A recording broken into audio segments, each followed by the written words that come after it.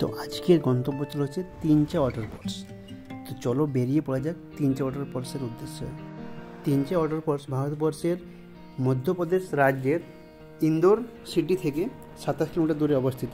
তো চলো আমরা 7-8 জন বন্ধু মিলে বেরিয়ে পড়লাম তিনচা ওয়াটারফলসের উদ্দেশ্যে বাইকে করে। জঙ্গল পেরিয়ে বেশ কয়েকটা রাস্তা ক্রস করার পরে আমরা চলে এলাম, এখানে হচ্ছে গেট, এখানে পার বাইক 20 টাকা করে লাগে।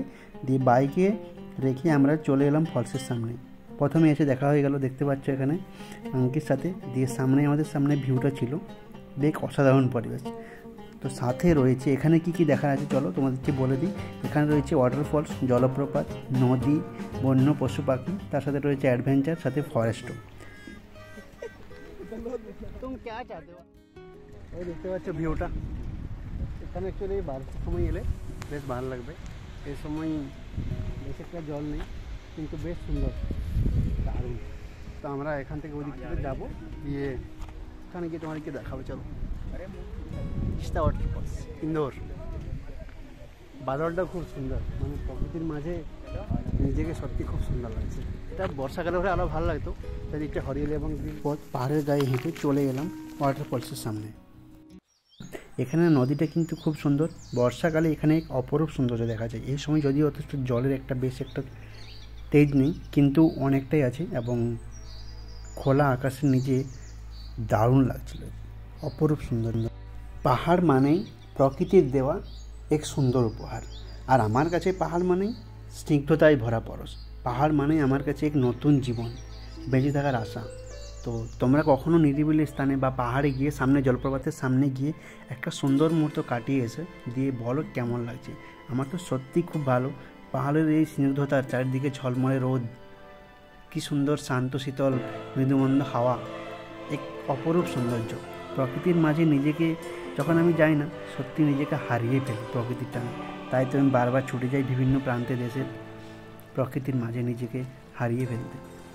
দারুণ এক অনুভূতি, তোমরা মিস করো না। তোমরাও কখনো চাইলে অবশ্যই গিয়ে ঘুরে এসো এরকম কোনো পাহাড়ি এলাকার মধ্যে, কোনো জলপ্রপাতের সামনে, কোনো জঙ্গলের মাঝে নিজেকে প্রকৃতির মাঝে জীবনের মধ্যে কাটানোর সবথেকে ভালো মুহূর্ত। যদি আমাকে জিজ্ঞাসা করা হয় কোনটা ভালোবাসো, পাহাড় না সমুদ্র, নাকি জঙ্গল, নাকি বন্য প্রাণী, তো আমি বলবো আমি সবগুলোই ভালোবাসি। তো তোমরা কী কী ভালোবাসো আমাকে অবশ্যই জানিও কমেন্ট করে।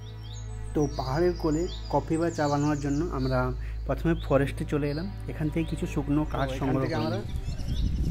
আজকে অ্যাডভেঞ্চার কিন্তু দারুণ হবে সত্যি। এখান থেকে আমরা এই যে কাঠ সংগ্রহ করে নিলাম, দিয়ে আমরা গিয়ে চা বানাবো। এবারে চা কফি বানিয়ে এখানে খাবো। তো দেখতে পাচ্ছ ভিউটা অনেক নিচে, উপরে এসেছিলাম, এখান থেকে হেঁটে হেঁটে উপযুক্ত প্লেস দেখে সেখানে আমরা নিয়েছিলাম চা বানানোর জন্য উপযুক্ত বর্তন, এবং তার সাথে জল, দুধ, কফি, চা সব কিছু নিয়ে চলে এসলাম। সেখানে শুকনো কাঠ দিয়ে আমরা জঙ্গলের মাঝে নিজেরা চা বানিয়ে খাবো। এমনি দোকানের চা তোমরা তো অবশ্যই খাও, কিন্তু এটার টেস্টই কিন্তু আলাদা, নিজেদের বানিয়ে খাও, সেটাও প্রকৃতির মাঝে। তো চা হচ্ছে, তার আগে আমি আবার তোমাদেরকে ঘুরে সামনের দিক থেকে একটু ভিউটা দেখিয়ে দিই। তোমরা অবশ্যই বলো যে ভিউটা কীরকম লাগছে। আমার তো খুব দারুণ লাগছিলো, মানে এখান থেকে ইচ্ছে করছিল যে আমি বাড়ি ফিরে যাই। আমাদের ইচ্ছা শক্তিও ঠিক নদীর স্রোতের মতো হওয়া দরকার, যা কিনা পাথরকেও ভেদ করে প্রবাহিত হতে পারে। চলো এবার যাই, চা বা কফি আমাদের জন্য তৈরি হয়ে গেছে হয়তো, গিয়ে দেখি, দিয়ে তোমাদের আবার দেখাচ্ছি কি হচ্ছে। তো চলে এলাম, আশা করি রেডি হয়ে গেছে। হ্যাঁ অবশ্যই তো রেডি হয়ে গেছে, আমি কি ফাঁক পড়ে যাচ্ছিলাম? মোটেই না।